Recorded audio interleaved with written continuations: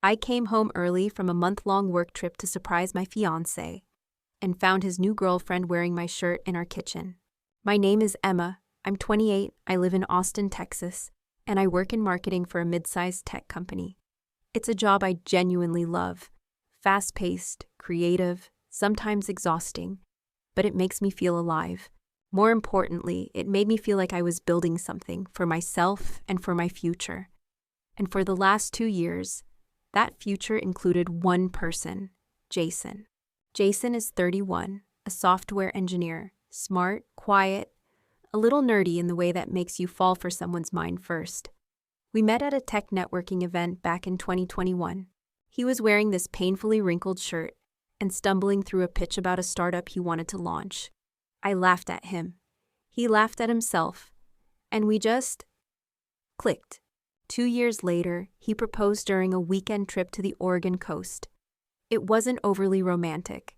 There were no fireworks or photographers hiding in the bushes. Just us, a rented cabin, a bottle of wine, and Jason fumbling with a small velvet box, his hands shaking. I cried. Not because it was perfect, but because it felt real. I believed with every fiber of my being that I had found my person. Our wedding was set for 6 months later, small, outdoors, with handwritten vows and fairy lights. I was knee-deep in spreadsheets, budgets, guest lists. And then, 3 months before the big day, my company offered me a month-long professional development program in Toronto. It was a great opportunity, intensive, well-connected, and frankly, a career boost I couldn't pass up. Jason was supportive, even excited for me. "Go be amazing," he said, hugging me the night before I flew out. "We'll FaceTime every night." And we did, at first. The first week we called constantly, quick morning chats, goodnight calls, memes sent back and forth. But by the second week, things started to shift. He got busy. He missed a few of my calls. His texts became shorter, colder. "Sorry, babe. Work's killing me. Didn't sleep well. Talk later." At first, I told myself I was overthinking. Jason had always been introverted. Maybe he just needed space. Maybe it was stress. But that sinking feeling in my stomach started to grow roots. I'd lie in the tiny Toronto apartment they'd rented for me, staring at the ceiling at 2 a.m., replaying our last call. How distracted he seemed. How he didn't even say, "I love you," before hanging up. I brought it up once, around the 3rd week. I said, "Hey, is everything okay? You seem a little distant lately." He replied with a half laugh, "No, babe, everything's good. Just tired. Don't overthink, okay?" That should have comforted me, but it didn't. Something about his voice, too light, too forced, left me cold. Still, I let it go. I was thousands of miles away, and I didn't want to be the paranoid fiancé who couldn't trust her man. So I poured myself into my work. I made new contacts. I killed my final presentation. I told myself we were just going through a long-distance rough patch. And then, something inside me, call it gut instinct, call it intuition, told me to go home early. The program ended a week ahead of schedule. Instead of waiting, I decided to fly back on a red-eye without telling Jason. I wanted to surprise him. I wanted to see his face light up, to erase all the distance with one hug. I pictured us making breakfast together again, watching trash TV, arguing about which color napkins to order for the reception. I missed him. God, I missed him so much it hurt. I landed in Austin just after 3 a.m. I didn't call or text. I wanted to show up at the front door of the condo we shared and knock like in the movies. I had this whole romantic scene in my head. He'd open the door, groggy, confused. And then he'd smile. He'd pull me in and kiss me like the last month had never happened. That fantasy shattered the moment I unlocked the door. At first, nothing seemed out of place. The hallway was dark. The same framed photo of us from Big Sur hung by the shoe rack. But then I noticed it. 2 pairs of women's shoes by the door. One was mine, the other wasn't. I walked in slowly, suitcase wheels silent on the hardwood floor. The living room smelled like wine. There were 2 glasses on the coffee table, one half full with a lipstick mark. Music was playing low in the background, some indie playlist I didn't recognize. And then I heard her laugh. I froze. The sound was coming from the kitchen. I heard footsteps. And then around the corner she appeared. A woman, blonde, petite, wearing an oversized t-shirt, Jason's shirt, my fiancé's shirt. She froze too. We stared at each other in silence. Her eyes widened. Her mouth opened like she was about to say something, but before she could, Jason stepped into view behind her, shirtless, his hair messy, his face pale as death when he saw me. "Emma," he whispered, What are you doing here?" I opened my mouth, but no sound came out. I was too busy staring at the woman standing barefoot in my kitchen, sipping orange juice like she belonged there. "Who is she?" I managed to croak, though I already knew. Jason looked at her, then back at me, like he was trying to decide what version of the truth to give me. The woman placed a hand on his arm. She said it before he could. "I'm Tessa," she said. "Jason's girlfriend." I blinked. I laughed. Once, sharp and dry. "Girlfriend?" I repeated, turning to Jason. "I'm your fiancé." Silence. He didn't deny it. He didn't say a single word. And just like that, every wedding plan, every shared dream, every late-night call, every "I love you" collapsed in my chest like a house of cards. I was still holding the stupid souvenir snow globe I'd bought him from the Toronto airport gift shop. It shattered on the floor as I walked out. I didn't sleep that night. I ended up driving to a 24-hour diner I used to love back in college, just to sit somewhere that wasn't spinning around me. I ordered a cup of coffee I didn't touch, stared out the window at nothing, and tried to understand what had just happened. Jason, my Jason, the man I was supposed to marry in 3 months, the man who helped me build our IKEA bookshelf and cried when my dog died, and once wrote me a stupid love letter on a Post-it note because I said I missed the way he used to text me when we first met. That man had just stood silently while another woman, Tessa, called herself his girlfriend. In our home, in my kitchen. I wanted answers, but I didn't have the strength to go back that night. So I waited until the next morning. I didn't call, I didn't text, I just showed up. This time, I rang the doorbell. Jason opened the door like he was walking into a courtroom. Hair combed, shirt buttoned, guilty eyes. "I think we need to talk," I said. He nodded slowly and let me in. The apartment smelled like him and her.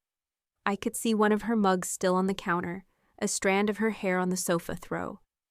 Every corner of our home felt like it had been touched by someone who didn't belong there. We sat on opposite ends of the couch. "I didn't mean for it to happen like this," Jason started. "I didn't expect you back so soon."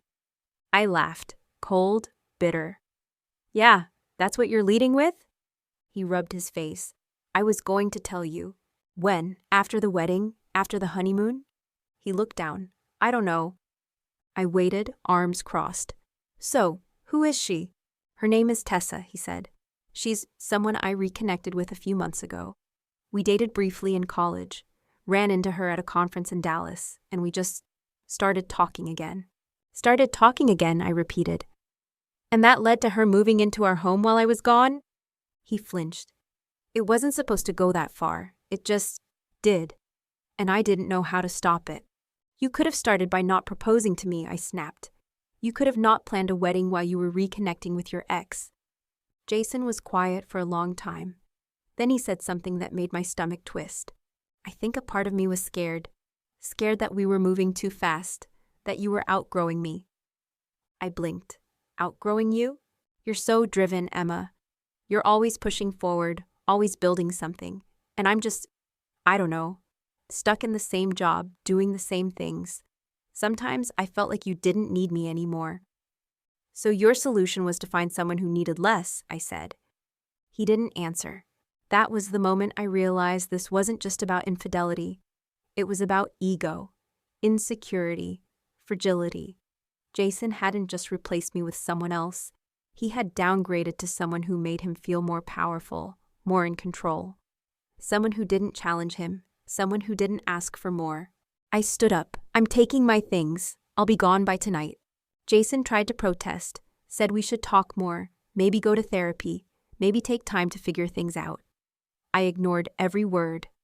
I packed my essentials in silence, grabbing what I could without having to look at him again. I left my engagement ring on the coffee table. It felt too clean, too simple, like there should have been yelling, tears, something cinematic. But the betrayal had drained every drop of emotion out of me. I wasn't angry. I wasn't even sad yet. I was just done. Later that evening, I stayed at a friend's apartment across town. That's when the messages started. From Jason, "I'm sorry. I never meant to hurt you. I didn't expect to feel the way I did." It wasn't just physical. I connected with her in a way I haven't in a long time. I didn't reply, but what haunted me wasn't the betrayal itself. It was the timeline. He said he'd reconnected with Tessa months ago. We got engaged 6 months ago, so when exactly did this start? Was it before the proposal, before I said yes, before I printed save the date cards and booked venues and chose napkin colors? I needed to know the truth. So I started looking, and what I found made everything worse. I didn't set out to become a detective. I didn't plan to obsess. But when someone breaks your heart in such a calculated, cowardly way, the pain demands answers. And the more I thought about it, the more the timeline didn't add up. Jason claimed he reconnected with Tessa a few months ago, but we got engaged 6 months ago, and he'd been talking about marriage even before that. So when exactly did she re-enter the picture? I remembered something, our old iPad. It was tucked away in a drawer and mostly unused, but Jason had never removed his Apple ID from it. Out of habit, or maybe desperation, I powered it on. It was still synced to his iCloud. Messages, location history, calendar events, everything. My hands were shaking. The messages were there. Hundreds of them. Jason and Tessa had been texting almost daily for 8 months. 8. That meant he was already emotionally involved with her 2 months before he proposed to me. Their first dinner date? 2 weeks before we picked out my ring. The first time she slept over? The same weekend he visited my parents and asked for their blessing. Each message I read chipped away at the image of Jason I had spent 2 years building. There were pet names, inside jokes, flirty complaints about me. "Emma's out of town again. Surprise, surprise." "She's more into her career than me. Feels like I'm just a placeholder." And then the one that nearly made me throw the iPad across the room. "I wish I could just fast forward to a life with you instead." Tessa replied, "So then do it. You're wasting time pretending."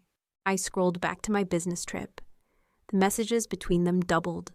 Photos, voice notes. Talk of her coming over for the weekend, because the apartment feels better with you in it. She wasn't just some fling he accidentally fell into. Jason invited her in. He gave her my space, my clothes, my pillow, my coffee mug.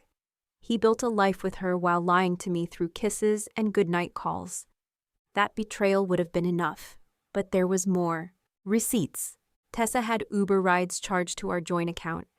Dinner dates at places Jason once told me were too expensive. A hotel in Houston. Same weekend he claimed he was at a work retreat.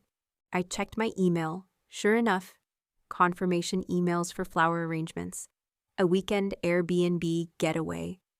All while I was finalizing guest seating charts for our wedding. I wish I could say I broke down, that I screamed or sobbed, but I didn't. I went numb. A kind of cold, focused numbness that made me realize I wasn't just betrayed emotionally, I was financially used, lied to, and manipulated for months. He let me plan a life with him while secretly auditioning someone else for the role. I printed everything, every text, every receipt, every piece of evidence. I compiled it into a folder I labeled simply, Truth. And then I waited for the perfect moment. 2 weeks later, Jason's parents invited us, well, me, technically, to a dinner. They wanted to check in on how the wedding plans were going. Apparently, Jason hadn't told them yet. So I went. I dressed nicely. I smiled. I brought the folder. We sat around the table, his mom chatting excitedly about centerpieces and her new dress. Jason looked uncomfortable, but said nothing. When they asked if I'd finalized the guest list, I said, "Actually, I think there's been a slight change in plans." I pulled the folder from my purse and handed it to his mom. At first she laughed, thought I was joking, but then she opened it. Her expression changed with every page she turned. His dad looked over her shoulder, eyebrows narrowing. Jason turned white. I didn't raise my voice. I didn't cry. I just said, I thought your family should know the real reason this wedding isn't happening. Jason didn't defend himself. He just sat there, jaw clenched, eyes on the floor. His mom looked heartbroken. His dad looked disgusted. The dinner ended quickly. I walked out with my head high. That was the night I stopped mourning him. I wasn't just someone who'd been cheated on. I was someone who'd been freed. The version of Jason I loved didn't exist. He was a mask, a placeholder in his own life, terrified of being outshined, outgrown, outloved. And I was done making myself smaller for a man who couldn't handle a woman with ambition. I thought it was over then. But the universe wasn't done with Jason yet. After the dinner at Jason's parents' house, I expected drama. Screaming, blame, maybe even a last-minute apology. But all I got was silence. No follow-up text, no email, not even a half-hearted excuse. Just silence. At first, I was angry, then confused. And then it hit me. He wasn't going to fight for me because he never truly saw me. I was convenient, polished, a partner that made him look good on paper. And when that felt like too much pressure, he replaced me with someone easier, someone who didn't threaten his fragile ego. I stayed with my friend Cara for a while, just enough time to catch my breath and figure out what healing looked like for me. She let me cry once, then refused to let me spiral. She reminded me who I was before Jason. Independent, driven, maybe a little intense, but never small, never someone who settled. About a month later, I moved into a new apartment across town. Smaller, sunnier, and fully mine. I donated the wedding dress, sold the ring, used the refund money from the canceled venue to book a 2-week solo trip through Europe, something I'd always wanted to do but never had the nerve to try alone. And honestly, it was everything I needed. I wandered the streets of Lisbon with no plan, journaled in the parks of Paris, drank wine in Rome until my cheeks flushed and my heart felt light again. For the first time in years, I didn't have to check in with anyone. I didn't have to shrink myself to fit someone else's comfort zone. I was healing, slowly, imperfectly, but undeniably. Then one day, about 3 months after everything blew up, I got a message. It was from Jason. I'm sorry, I just wanted you to know that. Tessa and we didn't work out. She left. Said I wasn't who she thought I was. I've been thinking about you a lot. I stared at my phone for a long time. Part of me wanted to laugh. Of course it didn't work out. Of course he thought about me once she was gone. But the woman he was thinking about, she no longer existed. That version of me, the one who tolerated uncertainty, walked on eggshells, and ignored her instincts for the sake of keeping the peace, she didn't survive the fire he lit. I never responded. Because sometimes the best closure is no closure at all. Sometimes people deserve the silence they gave you. But just for the record, here's what I would have said. No, Jason, you didn't lose me. You lost the illusion you built around me. The image of the quiet, supportive partner who wouldn't outgrow you, who would always stay in the passenger seat while you drove. But I was never that girl. You just didn't see me clearly. And the truth is, I didn't lose anything either. I didn't lose a husband. I didn't lose a future. I didn't lose love. I lost a liar. I lost the weight of someone who feared my light. And in his place, I found something better. Peace, purpose, and a life entirely my own. I still believe in love. I still believe in partnership. But I no longer believe in making myself smaller to be loved. The right person will never ask you to dim your light so they can shine.